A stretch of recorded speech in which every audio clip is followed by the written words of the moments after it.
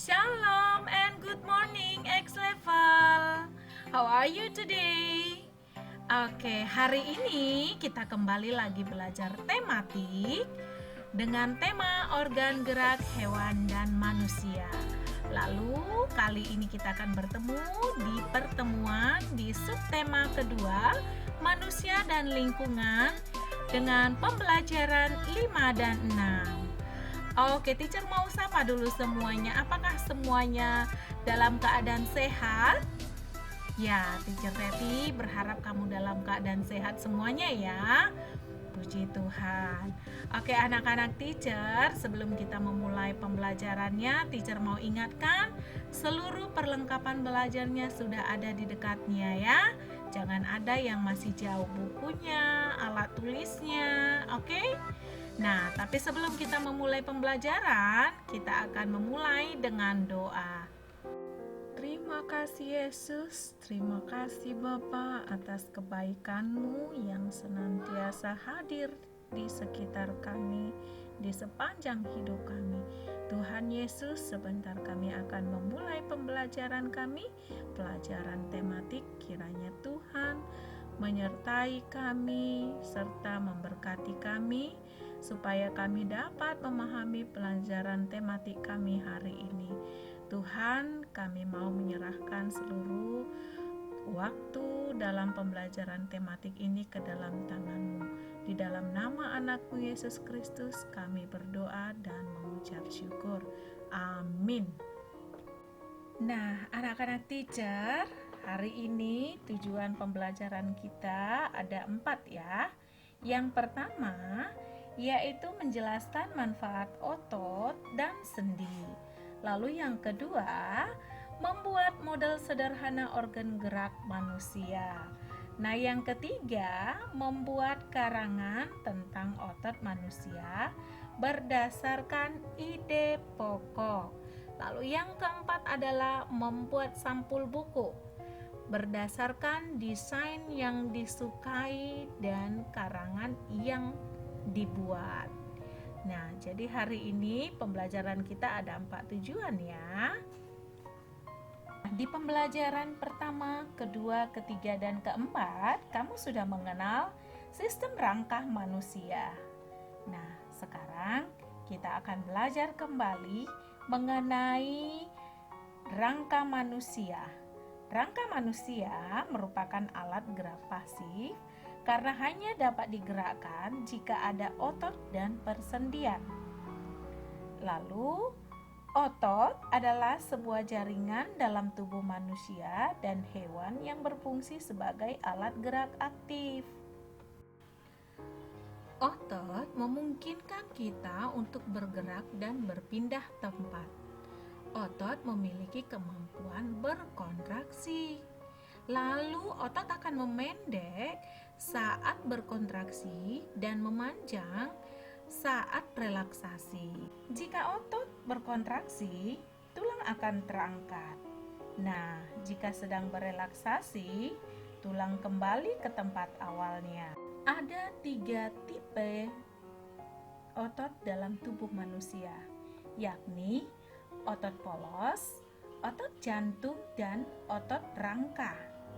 Nah, otot polos terdapat dalam sistem pencernaan dan sistem pembuangan di tubuh kita. Lalu otot polos bekerja saat kita buang air kecil. Otot polos juga bekerja membuat mata kita fokus saat menatap sesuatu. Otot selanjutnya adalah otot jantung.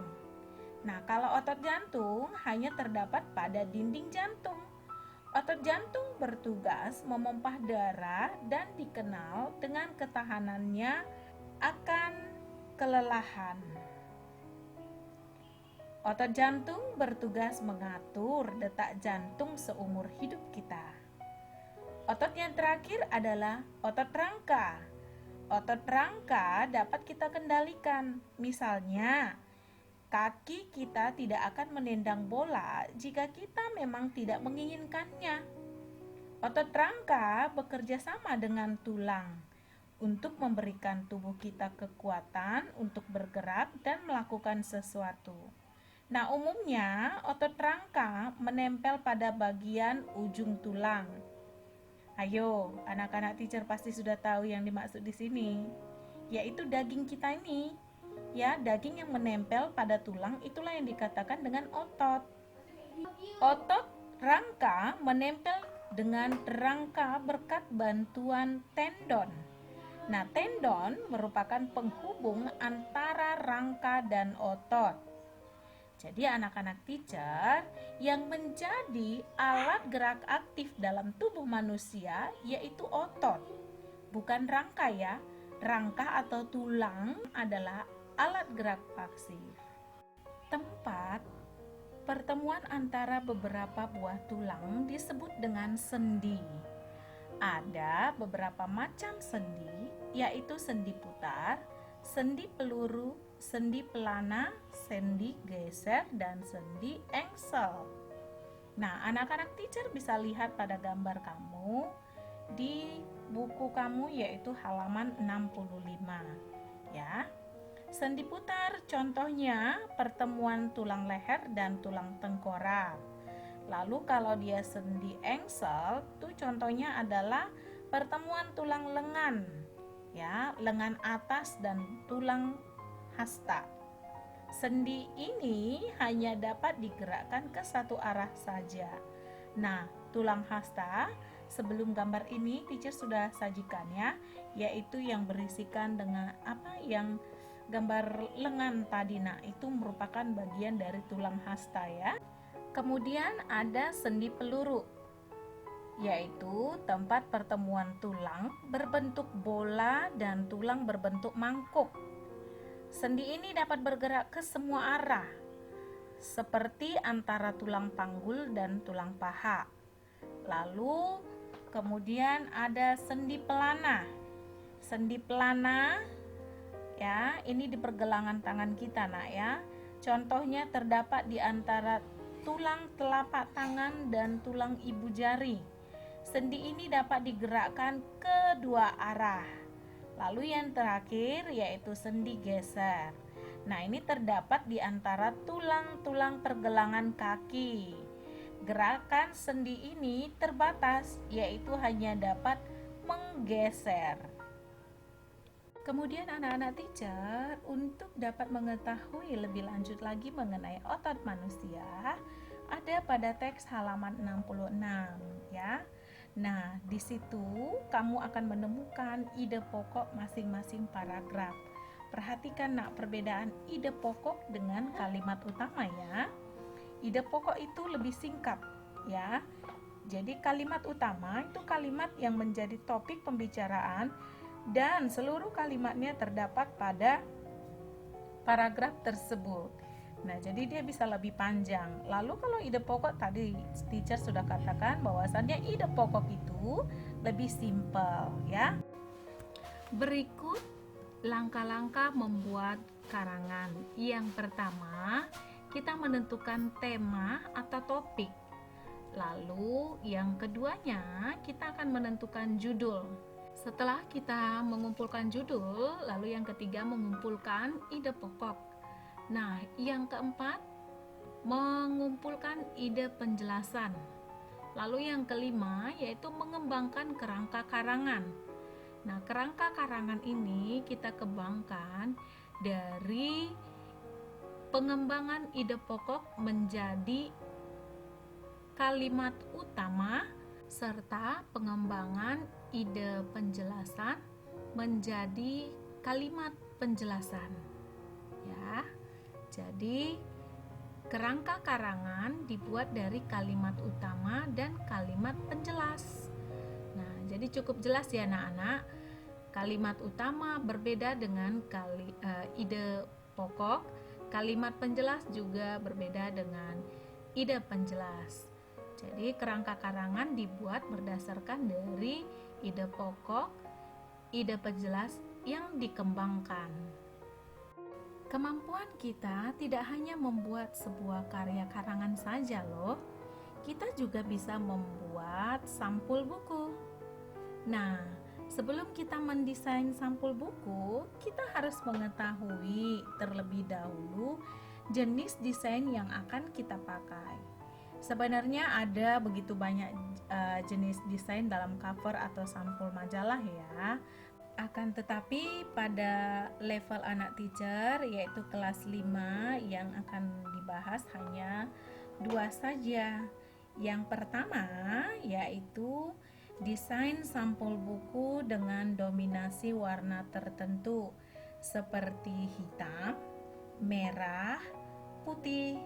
Nah, anak-anak teacher bisa melihat contoh sederhana sampul buku dengan desain yang didominasi warna hitam, merah, dan putih.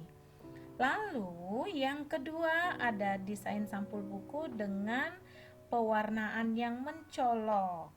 Nah, contoh desain yang ini anak-anak teacher juga bisa lihat ya di buku kamu pada halaman 67. Pada subtema sebelumnya, anak-anak teacher juga sudah mempelajari yang namanya gambar ilustrasi. Masih ingat tidak? Gambar ilustrasi adalah gambar yang menceritakan tentang suatu peristiwa yang terjadi dalam cerita. Jika kamu menggambar ilustrasi manusia, hal yang harus diperhatikan adalah unsur perbandingan satu bagian dengan bagian lain secara keseluruhan dan anatomi yang berkaitan dengan besar kecilnya ukuran tubuh. Nah, anak-anak teacher juga melihat contoh ilustrasi, contoh gambar ilustrasi manusia pada halaman 73. Sebagai penutup pembelajaran kita hari ini, teacher mau kamu membuat kesimpulan dengan cara mengisi tabel pada halaman 71 ya. Mengisi tabel pada halaman 71 yaitu mengenai jenis-jenis otot. Tadi sebelumnya teacher Teti sudah menjelaskan ya ciri-cirinya, contohnya juga ada pada gambarnya. Oke, anak-anak teacher, ya hari ini kita akan sudahi pertemuan kita. Teacher berharap semua anak-anak X level sudah memahami pelajaran tematik kita hari ini. Oke, kita tutup dengan doa. Kita berdoa. Terima kasih Tuhan buat penyertaan-Mu sepanjang hari ini. Kami sudah melakukan pembelajaran tematik kami.